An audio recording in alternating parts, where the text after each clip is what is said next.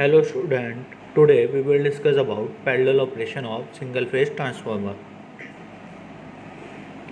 जब कभी किसी ट्रांसफार्मर को अपने निर्धारित लोड डेट मीन जो भी उसकी रेटेड कैपेसिटी होगी उससे अधिक लोड से संयोजित करना हो तो यह आवश्यक हो जाता है कि उसके समांतर में एक या एक से अधिक ट्रांसफार्मर को पैरेलल में जोड़ा जाए। डेट मीन्स स्टूडेंट, अगर किसी ट्रांसफार्मर को डिज़ाइन किया गया है 10 kVA पे वर्क करने के लिए, बट वहाँ पे हुआ क्या, उसको 50 kVA के लोड पे काम करना है, तब यहाँ पे कंपलसरी कंडीशन हो जाती है कि लोड उसकी कैपेसिटी 10 kVA थी पर वर्क करना है 50 kVA के लिए। तो अब हम लोग अलग अलग 10-10 kVA के 5 ट्रांसफार्मर लेके आएंगे, उनको पैरेलली कनेक्ट करेंगे और इसी प्रोसीजर को पैरेलल ऑपरेशन बोला जाता है।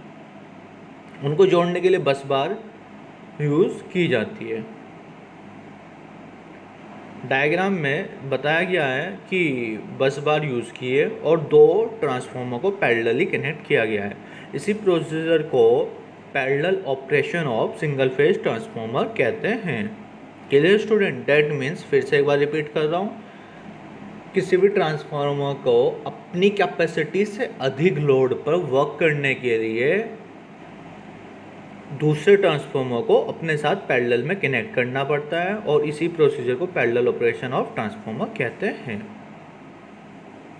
ट्रांसफार्मर के पैरेलल ऑपरेशन में वर्क करने के लिए कुछ कंडीशन कंप्लीट होनी चाहिए, फुलफिल होनी चाहिए, otherwise transformer parallelly work proper way में नहीं करेंगे।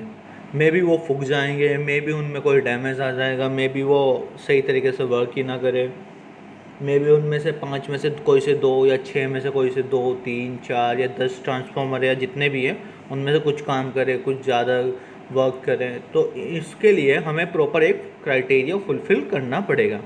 वन बाय वन उन क्राइटेरिया को चेक कर लेते हैं कौन कौन से हैं। फर्स्ट वाली, पोलैरिटी इक्वल होनी चाहिए। ट्रांसफार्मर में जो पोलैरिटी होगी, ऐसा ना हो कि पोलैरिटी अलग है, तो दोनों या तीनों जितने भी ट्रांसफार्मर हैं सबकी पोलैरिटी एक जैसी हो जाए पैरेलल में कनेक्ट करने के लिए। दूसरा पॉइंट चेक करते हैं,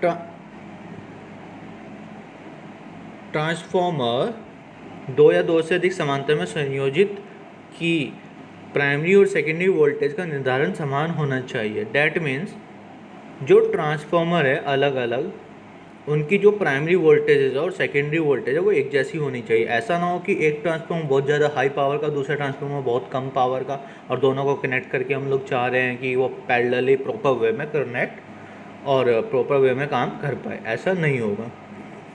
और वी नो डैट कि वोल्टेज का जो रेशो होता है उसको बोलते हैं transformation ratio. Transformation ratio that means equal होना चाहिए। Clear student? Transformation ratio clear होना चाहिए, के equal to V2 upon V1। Next, third point, transformer की फ्रीक्वेंसी इक्वल होनी चाहिए। फ्रीक्वेंसी इक्वल का मतलब प्राइमरी और सेकेंडरी साइड वाली नहीं, वो तो होती है। ट्रांसफार्मर जो भी पैरेलल में कनेक्ट हुए हैं सबकी जो भी फ्रीक्वेंसी होगी सबकी सेम होनी चाहिए। थर्ड पॉइंट में इंपॉर्टेंट था। फोर्थ पॉइंट, ट्रांसफार्मर की परसेंटेज इम्पीडेंस इक्वल होनी चाहिए। ट्रांसफार्मर में जो परसेंटेज इम्पीडेंस है वो भी इक्वल होनी चाहिए।